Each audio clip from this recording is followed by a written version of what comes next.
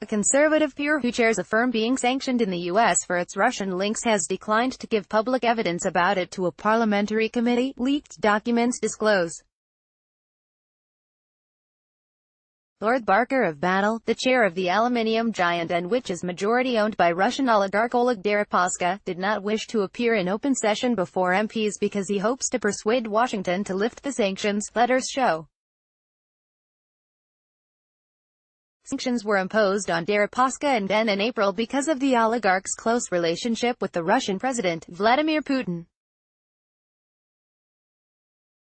The letters from Barker are due to be discussed by the Foreign Affairs Select Committee, which is looking into the flow of Russian money into the UK, on Wednesday. The disclosure will raise concerns that the peer is being allowed to avoid parliamentary scrutiny. A Whitehall source said it was highly unusual for a parliamentarian not to give public evidence to committee. The letters also detail Barker's attempts to persuade the U.S. authorities to lift sanctions against EN. In April, the U.S. Treasury imposed sanctions on the company, whose assets include a stake in Rusal, the world's second-largest aluminium producer, over what it called the Kremlin's malign activities. Overall, it acted against 7 oligarchs, 12 companies they own or control, as well as 17 senior Russian government officials amid allegations of Russian meddling in the 2016 presidential election and other issues. Deripaska resigned from EN's board in May but remains its biggest shareholder. MPs are examining the issue of Russian money flowing into the UK following the nerve agent attack in Salisbury in March, which has been blamed upon the Kremlin, a charge it denies. In a letter sent this week to the committee's Tory chairman, Tom Tugendhat, Barker wrote that in light of sanctions against Deripaska, he is leading a major effort to take control of the company and would only give private evidence until negotiations with the U.S. authorities have concluded. OFAC, the sanctions unit in the U.S. Treasury, has made it crystal clear that if certain changes are made to Deripaska's controlling interest in the company, they are prepared to consider lifting the sanctions on the EN and Rusal Group, Barker wrote. He said he would address MPs but only if the meeting was conducted in private. Until this process is concluded, these measures remain financially and commercially sensitive. Nonetheless, given your interest in this area, I have offered your committee a confidential briefing in respect of this plan and my ongoing high-level discussions with the U.S. Treasury.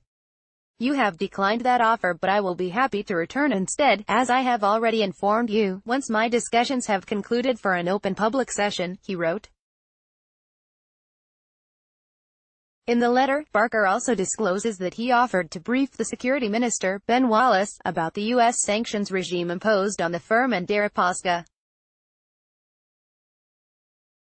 However, he has denied allegations in the Times that he attempted to lobby Wallace.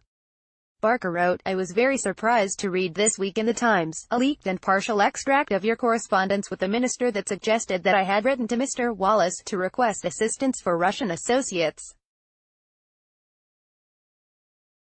As you know and as the attached letter makes absolutely clear, this is factually incorrect. I have written to Mr. Wallace to kindly ask him to clarify the record and would be most grateful if you could also correct any false impression, he wrote. Supporting evidence to the committee, Barker included a letter he sent to Wallace in June in which he offered to meet the minister to explain how the firm planned to reduce Deripaska's holding.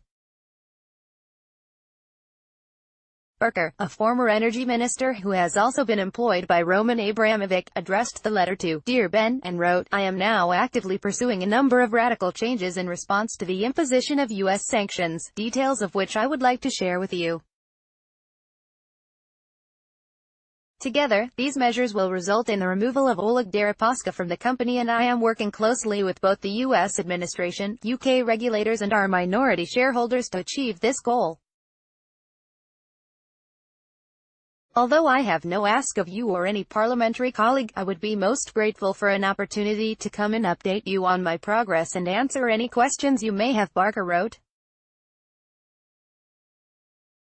A source close to Barker said, he wants to give a full account of himself but he cannot do that while negotiations are ongoing with Washington.